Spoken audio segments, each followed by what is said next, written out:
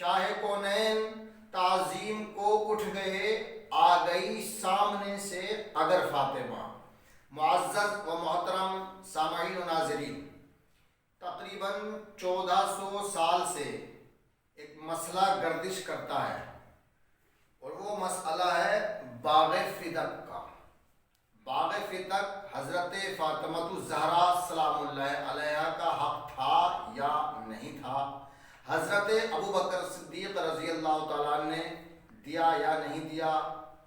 یہ دو سوال ہوتے ہیں کہ دونوں میں تضاد کیا تھا، تصادم کیا تھا، اور یہ جو مقدمہ ہے اور اختلاف ہے یہ آج تک چلا رہا ہے۔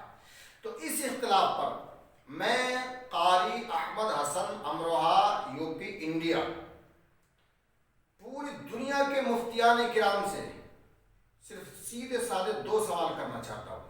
سوال آسان ہیں، سمپل ہیں، ویری ایزی، اور ہو سکتا ہے یہ کسی کو سوال بھاری بھی لگے، لیکن سوال کا جواب صرف ہاں اور نہ میں چاہیے۔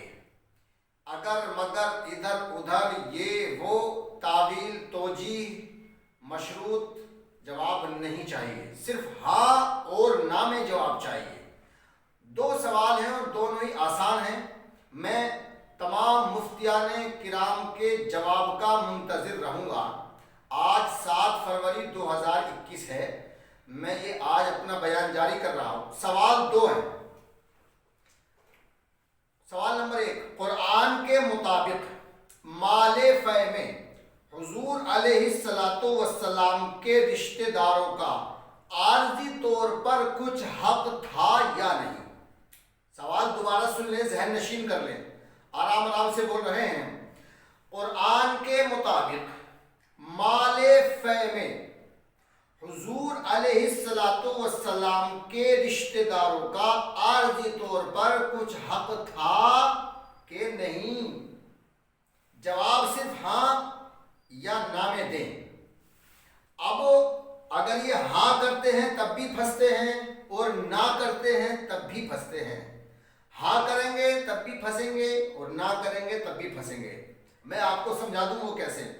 اگر کہیں گے کہ حق تھا، اگر یہ کہہ دیا کہ ہاں حق تھا، تو جب حق تھا تو سوال یہ ہے کہ حق تھا تو پھر دیا کیوں نہیں؟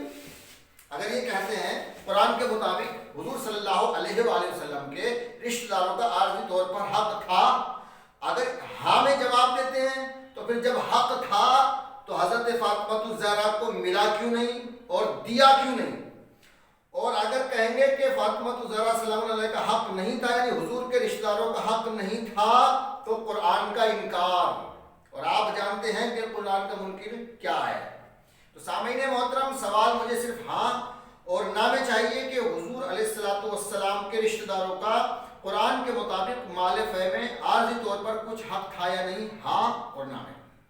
سوال نمبر 2، شہزادی کونین مادر حسنین بطول بنت رسول حضرت فاطمہ الزہرا سلام اللہ علیہ دربار میں جب گئی تھیں تو انہوں نے نعوذ باللہ من ذالک، 100 بار نعوذ باللہ من ذالک ثم نعوذ باللہ من ذالک، سچ بولا تھا یا جھوٹ بولا تھا؟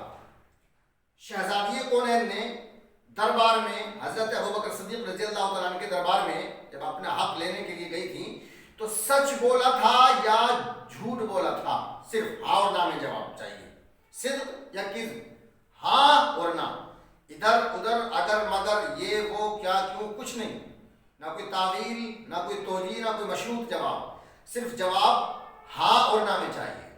دے نہیں سکتے اس لیے کہ ہاں کریں گے تب بھی پھنسیں گے اور نہ کریں گے تب بھی پھنسیں گے، ان کو تو دونوں طرف سے پھنسنا ہی پھنسنا ہے۔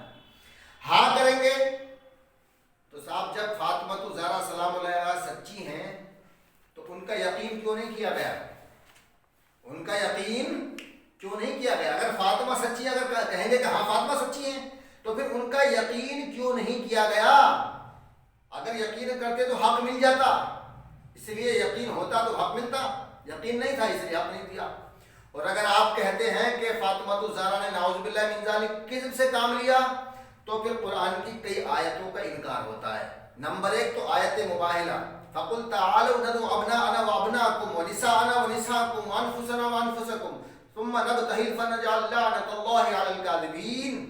تو سامعین محترم، اللہ تبارک و تعالیٰ نے یہاں جھوٹوں پر لعنت کرنے کے لیے کہا تھا، اور حضور صلی اللہ علیہ وآلہ وسلم مباہلے کے میدان میں ان کو لے کے گئے تھے، علی و فاطمہ حسنین کریمین علیہ السلام کو لے کے گئے تھے، یہ اللہ کی نظر میں، رسول اللہ کی نظر میں سچے ہیں، اس لیے ان کو لے کے گئے تھے۔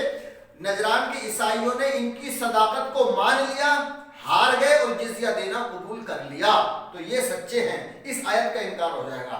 نمبر 2، یا ایھا الذین آمنوا اتقوا اللہ وکونوا مع الصادقین، اس آیت کا بھی انکار ہو جائے گا۔ نمبر 3، انما یرید اللہ لیذھب عنکم الرجس اہل البیت ویطہرکم تطہیرا، اللہ تبارک و تعالیٰ کا ارادہ ہے کہ اے نبی کے گھر والوں تمہیں ہر رجس سے پاک و پاکیزہ کر دے، ستھرا کر دے، جیسا کہ ستھرا کرنے کا حق ہے۔ تو کذب جو ہے نا یہ عیب ہے، اور رجس میں ساری چیزیں آ جاتی ہیں، عقائد کی گندگی، اعمال کی گندگی، شک و شبہات کی گندگی، ظاہری گندگی، ناپاکی کی گندگی، باطنی گندگی، ہر طرح کا رجس آتا ہے، اس میں ہر عیب آ جاتا ہے، اور کذب جو ہے، جھوٹ جو ہے، وہ ایک عیب ہے۔ تو اللہ تبارک و تعالیٰ ارشاد فرما رہا ہے کہ اے میرے محبوب، تمہارے گھر والوں کو یعنی تمہارے اہل بیت کو میں نے ہر رجس سے پاک و پاکیزہ رکھا ہے، جیسے کہ پاکیزہ رکھنے کا حق ہے۔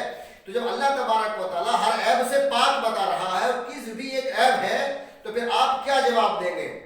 آپ کے پاس کوئی جواب ہے؟ اگر آپ کہتے ہیں کہ حضرت فاطمہ سچی ہیں تو پھر باغ فدق دینا پڑے گا، اور اگر آپ کہتے ہیں کہ حضرت فاطمہ نے نعوذ باللہ من الجھوٹ بولا تو پھر آپ نے قرآن کا انکار کر دیا۔